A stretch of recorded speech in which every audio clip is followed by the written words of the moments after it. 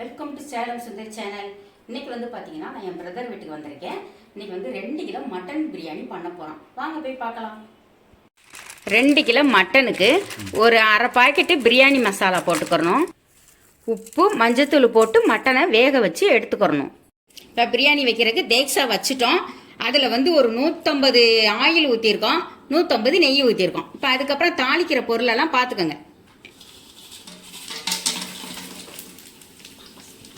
புதினா கொத்தமல்லி இப்போ போட போகிறோம். ஒரு அரை கிலோ பெரிய வெங்காயம் நீல வாக்கில் கட் பண்ணது. கொத்தமல்லி புதினா வந்து 2 கை போட்டுக்கோங்க.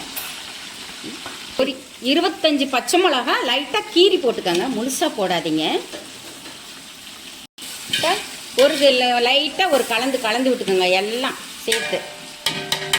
வெங்காயம் வந்து நல்லா கோல்டன் ப்ரௌனாக கலர் மாறிடுச்சு. இப்போ வந்து ஒரு 1/4 கிலோ இஞ்சி பூண்டு பேஸ்ட் போட்டுக்கோங்க.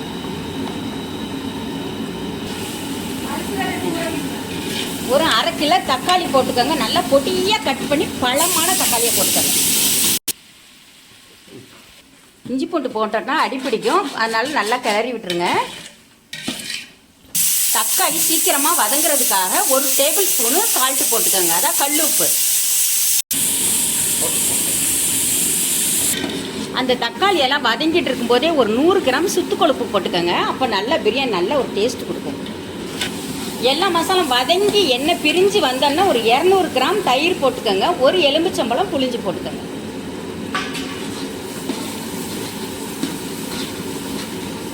இப்போ எல்லாம் கிரேவி நல்லா எண்ணெய் பிரிஞ்சு வந்துருச்சு. இப்போ வேக வச்ச மட்டனை போட்டுடலாம். இந்த மட்டனில் வந்து பிரியாணி மசாலா ஒரு 50 கிராம் போட்டு உப்பு போட்டு மஞ்சத்தூள் போட்டு வேக வச்சுருக்கு. இப்போ அதை அப்படியே கொட்டிடலாம். இப்போ பார்த்தீங்கன்னா நம்ம தண்ணி ஊற்றுறோம். அதாவது 1 மடங்கு அரிசிக்கு 2 மடங்கு தண்ணி வச்சுக்கோங்க அளவு.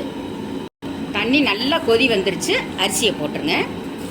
தண்ணியை வேணாலும் வடிச்சிட்டு போடுங்க. இப்போ அரிசி போட்டதுக்கப்புறம் நீங்கள் உப்பு காரம் எல்லாமே குடிச்சு பார்த்துக்கோங்க. எங்களுக்கு எல்லாம் உப்பு காரம் எல்லாமே சுருக்குனால சூப்பராக இருக்குது. இப்போமே இப்போ பாருங்கள் ரைஸு 3/4 பாகம் வெந்துருச்சு. அதான் பாருங்கள், உங்களுக்கு பார்த்தாலே தெரியும் தண்ணி எந்த அளவுக்கு வந்திருக்கு பாருங்கள். அரிசி நல்லா மேலே தெரியுதா? இப்போ வந்து கடைசியாக கொத்தமல்லி தழை கருவேப்பிலை 2ஐயும் பொடியாக கட் பண்ணி ஒரு கை நல்லா அள்ளி போடுங்க. புதினா கொத்தமல்லியும் புதினாவும் பொடியாக கட் பண்ணி போட்டுக்கோங்க. இப்போ நம்ம தம் போட்டுடலாம். அதுக்கு வந்து ஒரு இரும்பு தோசைக்கல்லை அடுப்பில் வச்சுருங்க. இப்போ பிரியாணி தேக்ஸாவை தூக்கி அந்த இரும்பு கல் மேலே வச்சுட்டு தட்டு போட்டு மூடிடலாம். இப்போ ஒரு குண்டாவில் மேலே தண்ணி பிடிச்சி வெயிட்டாக இருக்கணும், அவ்வளோதான். அதாவது அந்த ஆவி வந்து வெளியே போகாமல் மூடிக்கு டைட்டாக இருக்கிற மாதிரி தம் போடணும். 10 நிமிஷம் தம் போட்டால் போதும். வெயிட் வச்சு எவ்வளோ நேரம் தம்பி வெயிட் பண்ணணும்? இதுக்கு வந்து ஒரு 10 நிமிஷம் தம் கொடுத்தா போதும். அப்படிங்களா? சரி, பிரியாணி ரெடி ஆயிடுச்சு. இப்போ பாருங்கள் கலர போகிறாங்க.